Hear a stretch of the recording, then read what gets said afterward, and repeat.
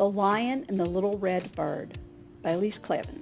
One afternoon, a little red bird saw a lion with a bushy green tail, as green as the forest. The bird had never seen anything so unusual and so pretty. Just looking at it made her happy. "Lion, lion," she said, "why is your tail so green?" The lion didn't understand the bird's language. He thought she was simply chirping. He smiled at her. Do you see? And wandered down a field of orange flowers. The bird watched him roll and sniff and chase butterflies. Then slowly walk west to the setting sun and disappear into a cave. The bird waited on a tree nearby. She waited to see with the lion's green tail again, but the lion did not come out of the cave. So the bird made herself a soft nest and slept through the warm night. In the morning, the lion came out, swishing his tail, which was no longer green, but orange as a flower, orange as a butterfly, orange as the setting sun. "Lion! Lion!" the bird chirped, astonished. "Why is your tail so orange?" Again, the lion did not understand the bird. He smiled at her and climbed over the hill and up the mountain. Look at that. To a deep blue lake beneath a bright blue sky, where he soaked his tired paws while the bird splashed nearby.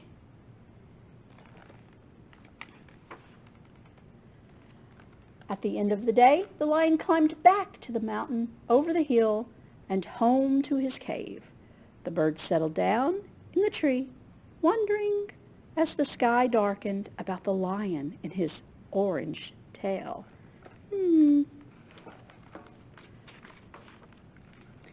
But in the morning, the lion's tail was no longer orange. It was blue, as the bluest blue sky, blue as the deep mountain lake where he soaked his paws.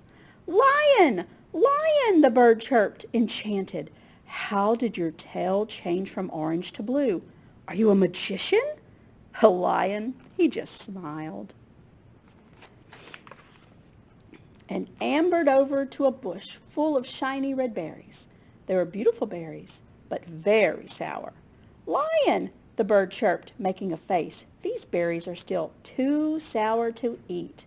Why don't you pick them when they are ripe?"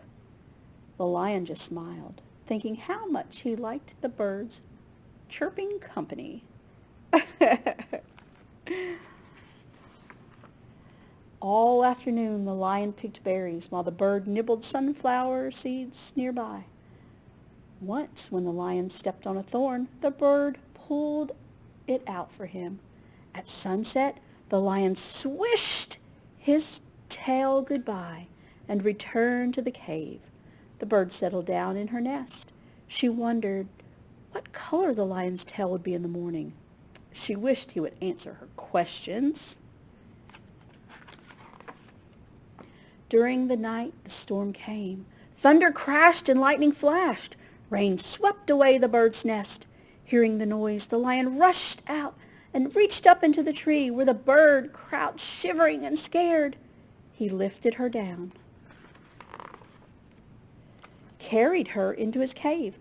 The cave was warm and colorful.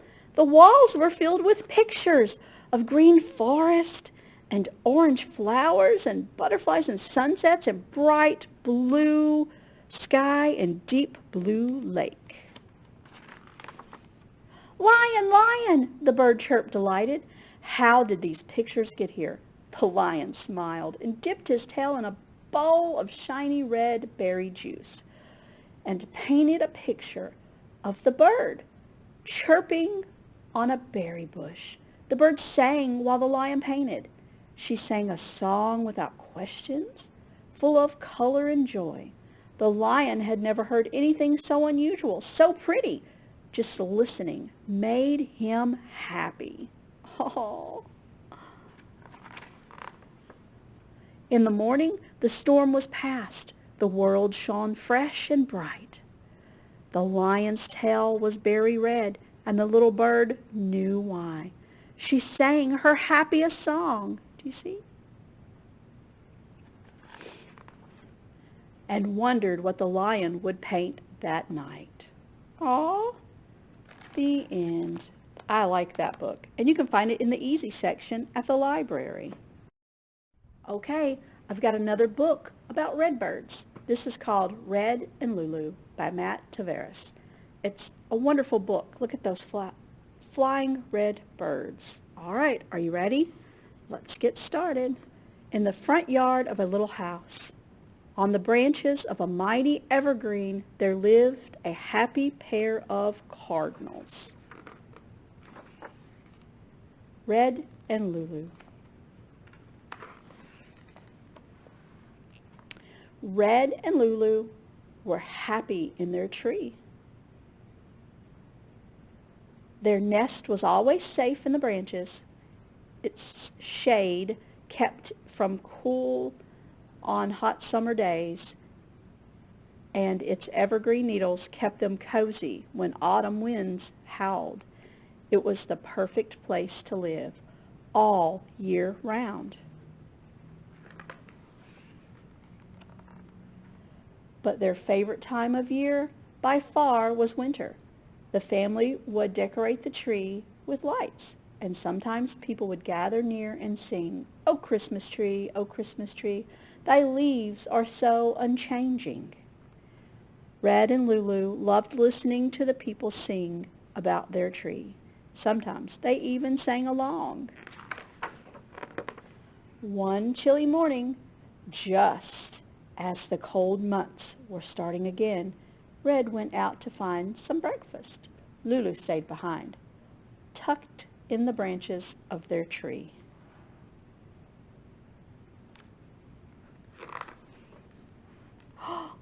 Oh my goodness, what do you think is happening here?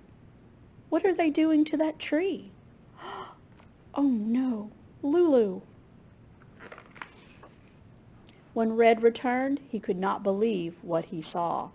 Their tree had moved.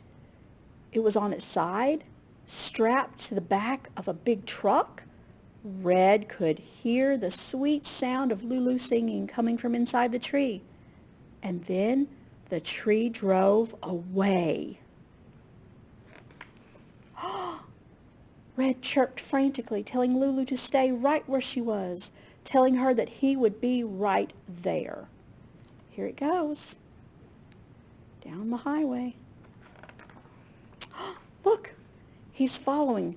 Can you see the tree? I see it. Oh my goodness, he's following it. Good job, Red. Red flew as hard as he could for as long as he could, but the truck was just too fast. Before long, Red lost sight of the tree. Still, he kept flying, trying to catch up. Soon, he found himself in a strange place, unlike any place he'd ever seen. Wow. Oh my goodness, look at that lion. And these people and these birds. Oh my goodness, where could he be? For days, Red searched everywhere. He was tired and hungry, and he wondered if he would ever see Lulu again.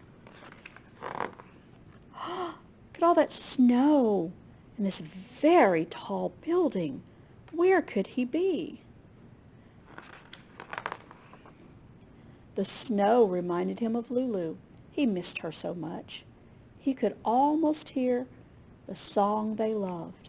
"Oh, Christmas tree, oh, Christmas tree, thy leaves are so unchanging." Wait, he could hear the song they loved. Red flew towards the sound. The voices grew louder and louder. Then he turned the corner. Let's see, let's turn the page and see what's there. Holy smokes. Red chirped with glee and soared over the singing crowd. Look at that. Wow! He flew right for their favorite branch. Look who's there. Lulu! There she is. Yay! Look at the pretty colors. Red and Lulu were happy in their tree and watched with pride as hundreds of thousands of people marveled at its beauty. But then one day, workers came and took their tree away again. Oh my goodness. This time, Red and Lulu stayed. Oh my goodness, look at that. They found a new tree and new friends. They found a new place to make their home in a park surrounded by trees and grass and lots of friends. That's so awesome. Now, every year when the air turns cold, Red and Lulu take a special trip. And when the crowd comes to sing, they sit together, snuggle close on a snowy branch and listen. Oh, Christmas tree, thy leaves are so unchanging. Sometimes they even sing along. Wow, that's amazing.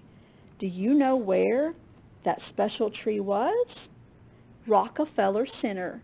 Every year they have a Christmas tree. And that year it was Red and Lulu's. Awesome. This book is in the easy section at the library. Can you guys go outside and look and see if you see redbirds? I've seen some at my house. Pretty awesome. All right, guys. I'll see you later. Bye.